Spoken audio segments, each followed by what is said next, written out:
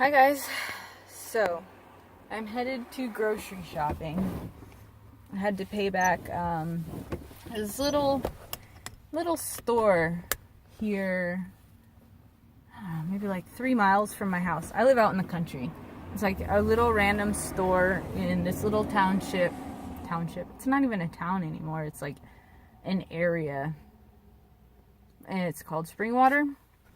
And so there's like this little store with one gas pump that has diesel and I think regular fuel. Like there's only 2 types of fuel that you can get, and like mostly people come here and get $5 of fuel to make it so that they can get into town to buy less expensive gas. Anyway, so this is this little store is run by a Vietnam era veteran and his wife, who is now an American citizen, but she came from Korea.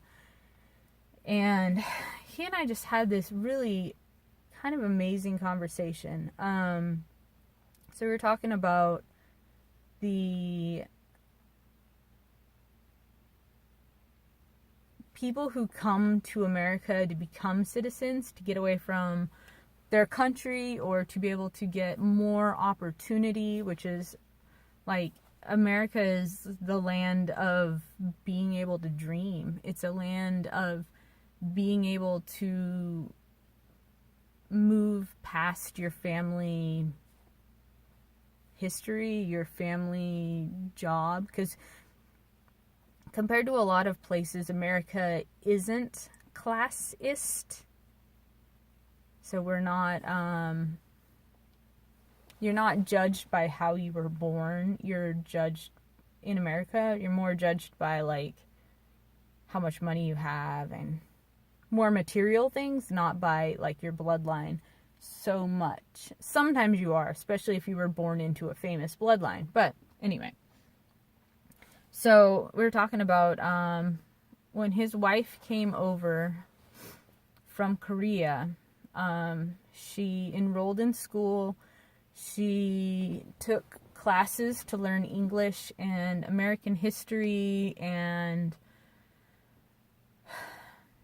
basically everything that she would need potentially to pass the citizenship test. So, and the citizenship test, I don't know if anybody's taken it. Last place that I worked, there were a lot of Hispanic people, and there were like days of the week when over the speaker they would play the citizenship test. I don't know, it was like this soundtrack. There was this guy or this gal that were talking, and they would ask questions about history, how our political system is set up, questions about how laws and bills work, things like that. And to me it was really enlightening because like half this stuff I didn't absorb when I was in school. So I was thinking, dang, if I had to take a citizenship, I would suck at it. So, yeah, a guy just came out here to smoke a cigarette. I think I'll start driving now. Anyway, so one of the things that kind of irks me now is how narrow-minded some people can be about people who are working to get their citizenship.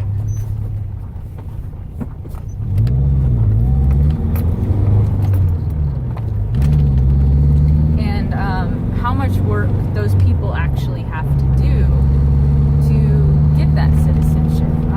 Frequently, they're non-native English speakers, or like they come from a country or a culture where they didn't really learn very much about America and stuff. So they like, it is a lot of work to go into becoming a citizen. And I think a lot of people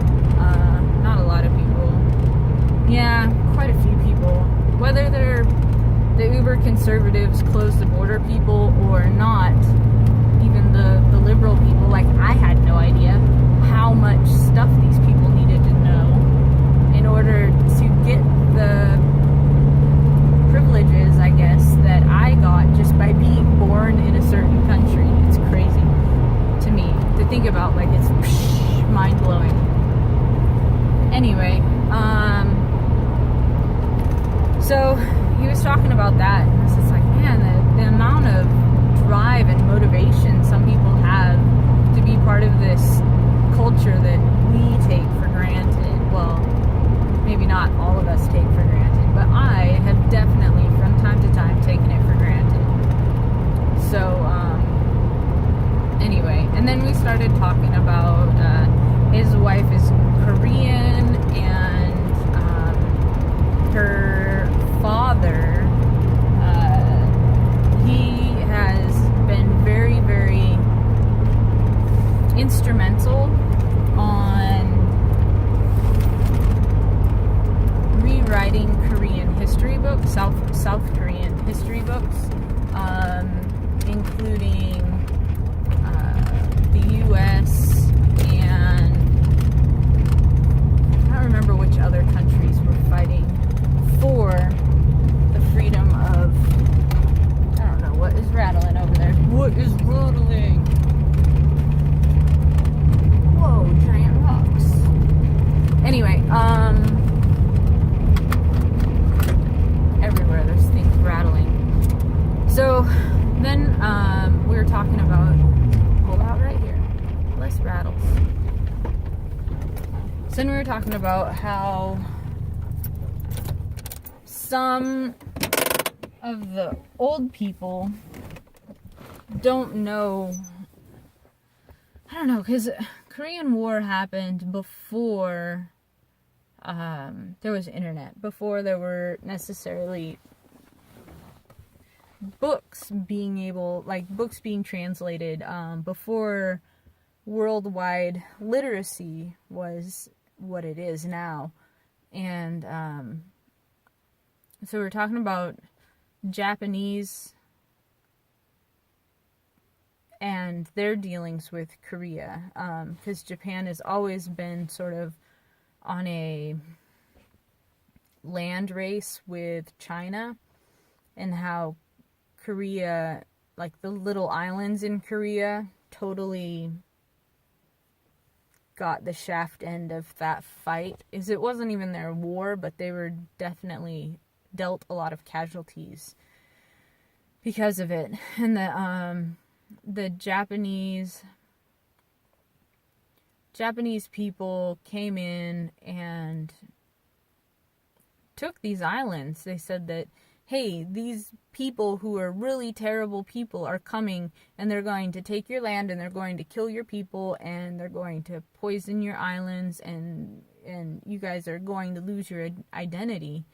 And then the Japanese propaganda these people and got them like worked up and got them to help build all these fortitudes for these islands, like tunnels and gun turrets and airstrips, and all of these things basically turned all these islands into military outposts, heavily armed military outposts.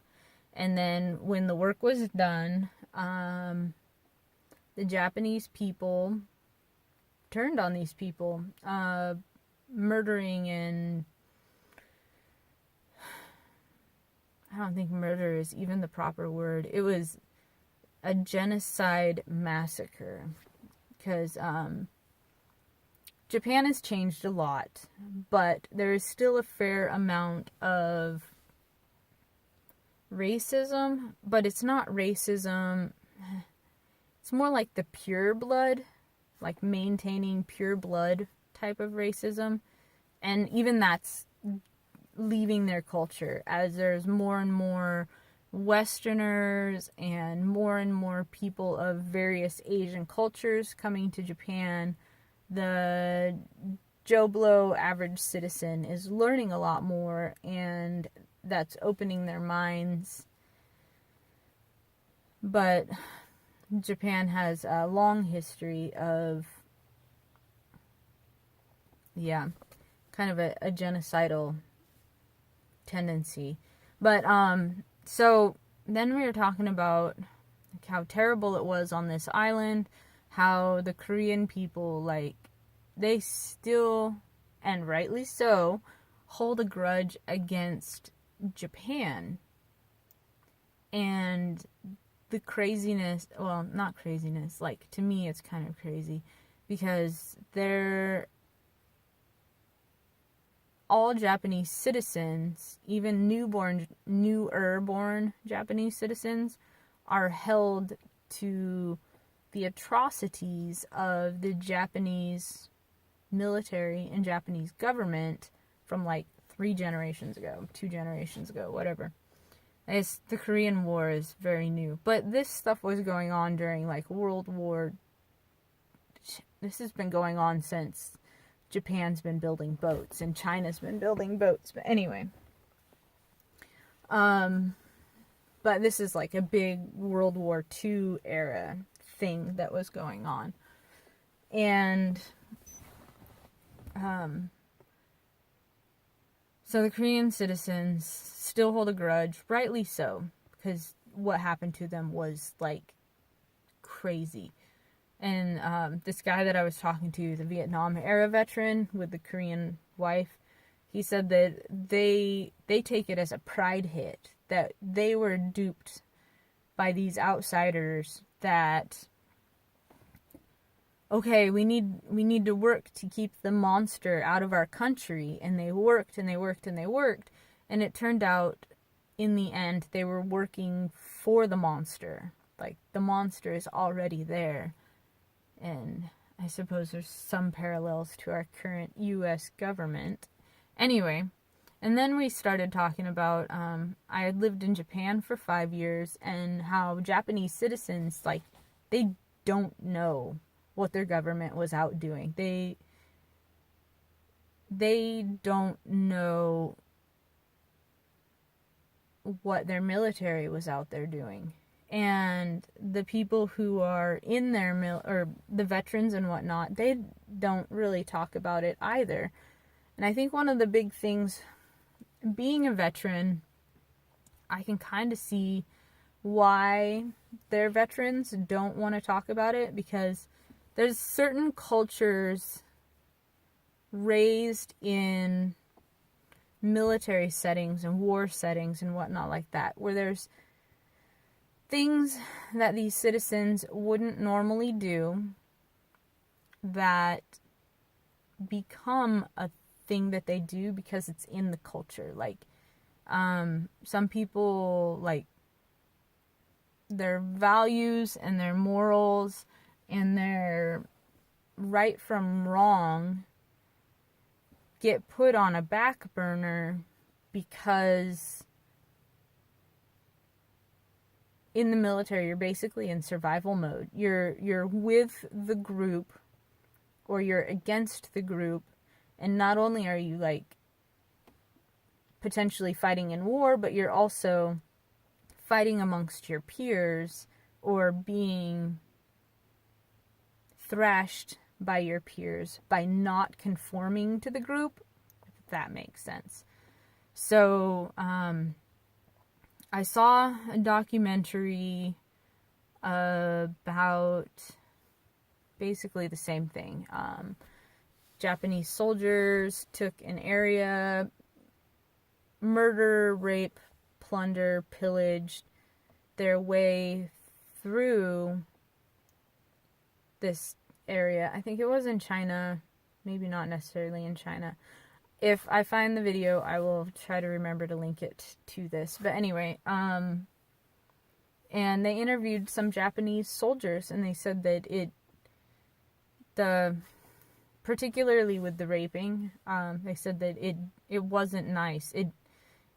It is better when a woman gives herself to you versus when you take the woman, because there's the energy is bad, the feeling is bad, and they feel a lot of remorse about what they did, but they also know that why they did it was because they were in a toxic a toxic situation that made them feel like they had to do this thing in order to fit in, I guess you could say. So, yeah. And then I was talking to the guy that, like, I understand that the Korean people hold a grudge against Japanese people, but Japanese people in general didn't know what went on, and they still don't know the depths of it, but they're learning with the internet and with videos and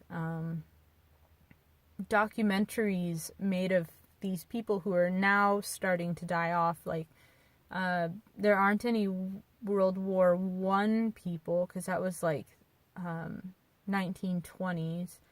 The World War II people are really dying off, because that was in late 30s, 40s is when World War II was going on. And then now the Korean conflict, I don't know, was it a war or was it a conflict? Those people are now starting to hit the age where they're dying off faster than we can document their experiences. But and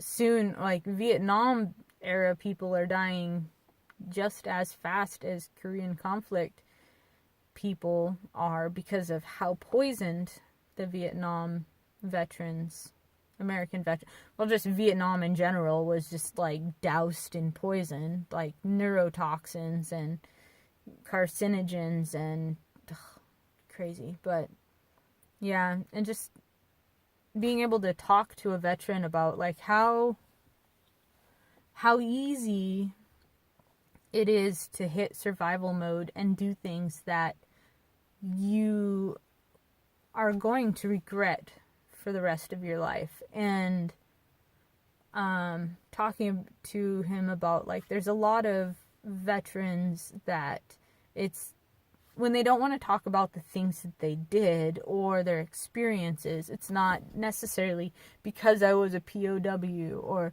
because I had to kill people. It's because of, like, it's more because they went against their own morals and they went against their own beliefs, and they did all of these things because they were told that they had to. And they signed on the dotted line that they would do what they were told to do. And I think that's one of the big things with the post-traumatic people, is forgiving ourselves for doing what we were told to do, if that makes sense. Doesn't mean that what we did or what other sides did were right or were wrong. It just means that, like, we have to forgive ourselves, because we made the choice to conform. But we also have to know, like, it's kind of like was being in an abusive relationship where you're doing things to survive, not necessarily because you believe in what you're doing is right. Yeah. So that I guess that's the best analogy. Every soldier from everywhere does what they do a little bit on belief and a lot on conformity. Not even conformity, just survival. You sign up because of something that you believe in, and then you carry on because of survival, if that makes sense. Anyway, so it was an interesting talk with a Vietnam era veteran. He was he was one of the paratroopers, I guess you could call them. I forget what branch. He was Army, and I forget which group it was. They were the guys that were like extreme low altitude parachute deployment. Like, these are the guys that were like blowing out their knees and blowing out their backs, because if you let your parachute out too early, you're just a slow floating target. And your parachute, how they were using them was basically to slow their fall right before they hit the ground. So like, you want your parachute fully deployed for that last 12 feet. So you have to time out how many feet it takes you for your parachute to come out. This guy was doing some crazy extractions of people, and I don't know if they went in for any like kills. I think they just went in for capturing downed pilots and things like that, because that happened a lot in Vietnam. Anyway, so yeah, I'm sure that he also had done some things that he didn't feel good about, but it's one of the things that is hard for a lot of people in life in general, not just veterans, is like knowing that you made the decisions that you made. Like, be aware of why you made those decisions. Like, don't hold yourself necessarily to the decision. Yes, the consequences of your decision are yours to own.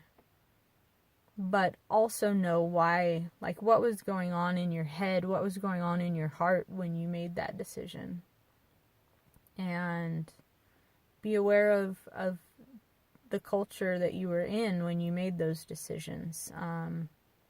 Like drug addicts, addicts in general. There's like some medications now increase dopamine levels, which can take somebody who does not have an addict problem and shift them towards an addiction. There's people who, like with the opioid epidemic, there are some people who just start using opioids. Then there's some people who had an injury or a surgery or something that happened, and never really got proper pain control, pain management training, and never got relief from the surgery or from the pain that is going on. So they're chasing pain relief, and in that they become addicts themselves of opioids. But anyway, so just like whatever struggle you're trying to come back from, kind of just keep aware of how you got there.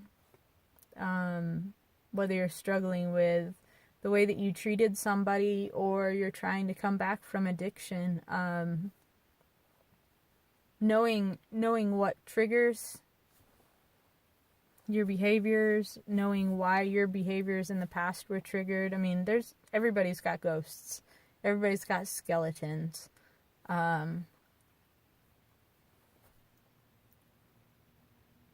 Just like, I don't know what I'm trying to say. I'm just trying to say that just because somebody is behaving or did something to you, or that you did something to somebody else, like, just kind of take a step back from the situation and kind of look at how the situation came to be. Yes, some people are monsters. Some people were turned into monsters. Some people took that one step and were never able to get back from being a monster. But a lot of people are just people who made a bad choice once or 200 times in their life. But I don't know. I guess this is about forgiveness. Forgiving yourself for making choices or having situations come up in your life that you couldn't control. And then taking the knowledge of how you got to your situations and maybe not necessarily to the person's face, but offer them forgiveness and understanding, because that helps to relieve the toxic cancer thorn from your own heart or your soul or your psyche or whatever it is that you feel. And once you can create that, I don't know, it's kind of like a grain of sand, that when you feel anger for somebody, you've got that grain of sand, and like the oyster creates the pearl around that to reduce the aggravation of this pointy, sharp thing that's inside of their shell with them.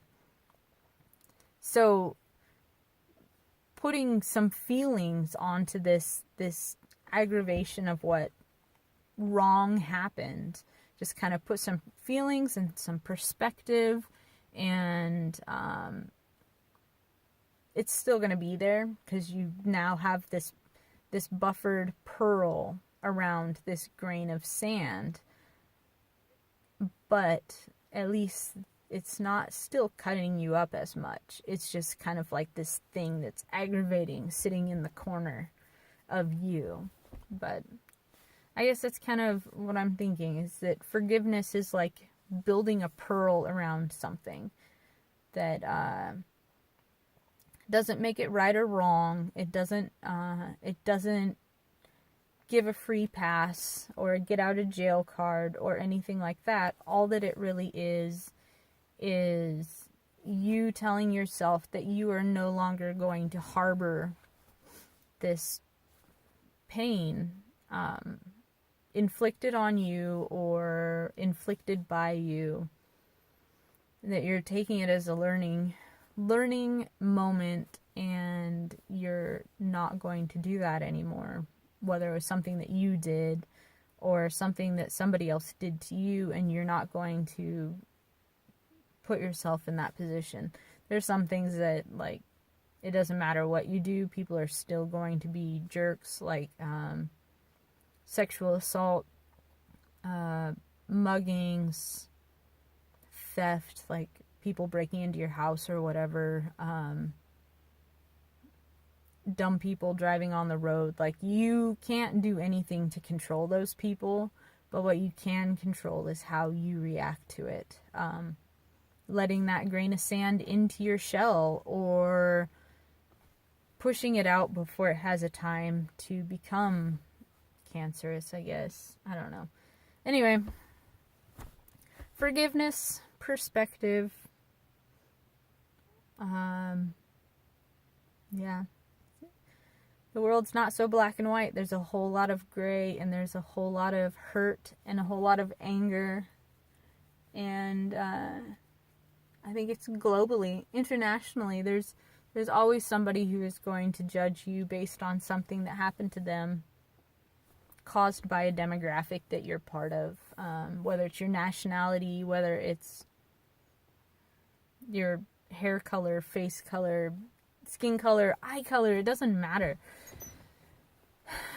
There's something will trigger somebody against you, and it's not your conflict, so that's like a good time to be Teflon.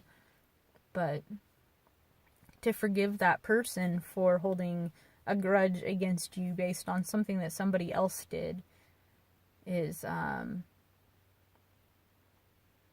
it's a good skill to have. Coming from child of an addict, which meant that I got to deal with a lot of the things that happened to my mom because she was acting it out while I was a kid. Anyway, okay, this is a long video about what I don't know. Forgiveness, perspective. I feel better for talking about it. Whether or not I'll upload this, who knows? Maybe I will. So I think it's a good lesson. All right. Bye, guys.